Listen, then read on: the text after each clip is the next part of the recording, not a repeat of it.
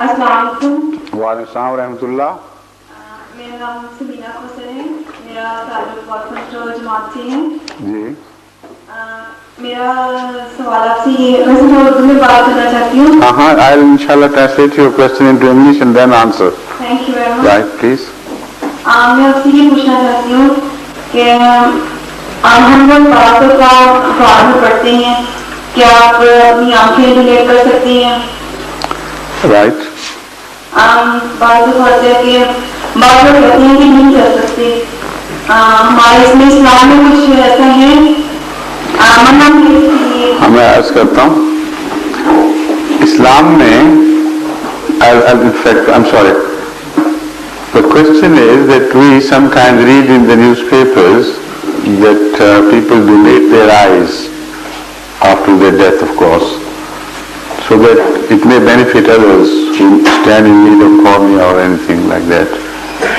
So the question is it permissible in Islam to donate one's organs? This question has been answered by me repeatedly in different question answer sessions.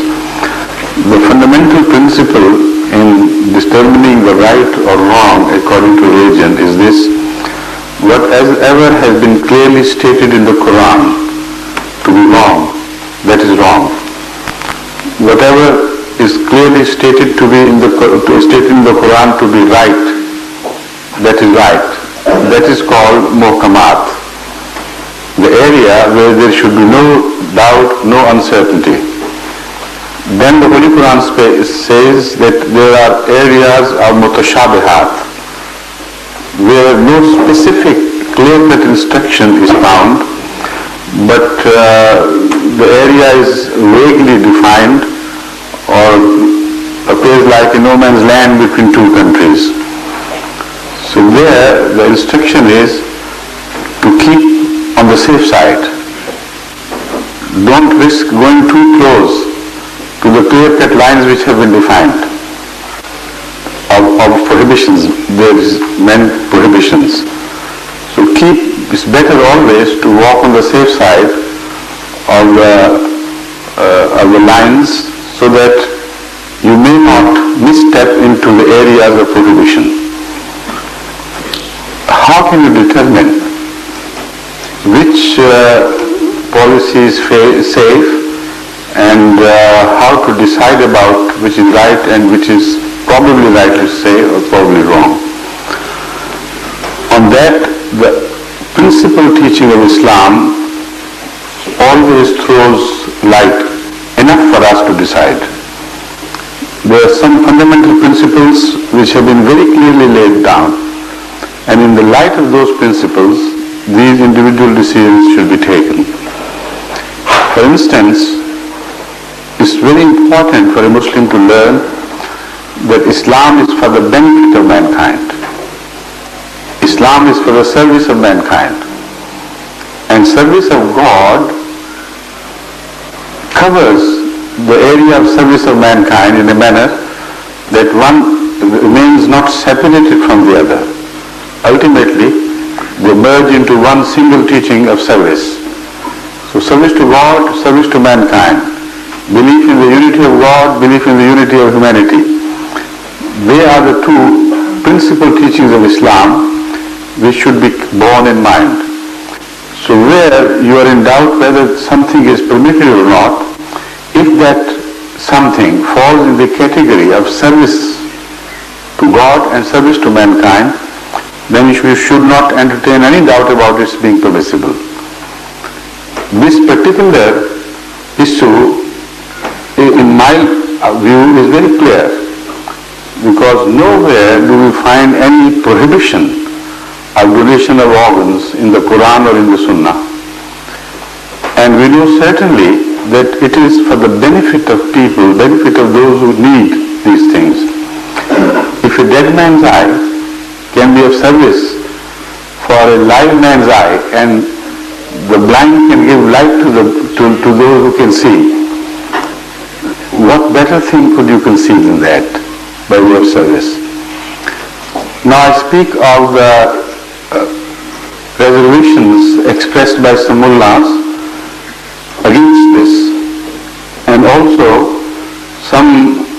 so vehement in denouncing this practice and calling it clearly a violation of Islam, they think that after death we will be raised from the dead in our physical form here. So they think it will be very difficult for God to collect the eyes of different people scattered all over the world. If the eye is gouged from a dead man's eye socket and is transferred to another man's eye socket, they think it will be very difficult for God to do all this, and why to create difficulties for Allah? That seems to be the underlying, objection against this. Number one, this concept of resurrection is totally false. It has no foundation in the Holy Quran. The Holy Quran clearly lays out that we will raise you into something of which you have no knowledge. So don't we have any knowledge about ourselves, our form, our body, etc.? So that means that the resurrection will be in a spiritual form which is so far beyond the reach of our imagination that instead of attempting to make us understand what we would be, the Holy Quran says you have no knowledge of what you will raise you into. So the physical eyes and physical cells of human body have nothing to do with the resurrection. Number two, if God so desires to resurrect a body, that issue has also been mentioned in the Holy Quran. It says if the particles of a body are scattered all over the universe, wherever they are, God is capable of taking them out atom for atom. This is not exactly as is mentioned, but this is the spirit. And bring them into one whole again. That also is mentioned in one hadith. Now that mention which I am going to speak on must be taken metaphorically, because the Holy Quran has already clearly laid down that it will not be bodily resurrection, but it will be spiritual. But to make us understand that we cannot escape resurrection, the Holy Quran, the Holy Prophet ﷺ speaks of someone who was extremely sinful in this world. So sinful indeed that you can't imagine someone having sinned against God beyond that person. Now before death he willed that his body should be burnt out and turned to ashes. Then the ashes should be spread, partly in the four winds, partly in the rivers, partly scattered all over the soil. And that was his will, which was after his death fulfilled according to the letter. And when he was presented before God, or will be presented before God, God would inquire from him, why did you do this? Tell me. So he would say that I was a sinful man to a degree that beyond that one could not imagine what sin could be.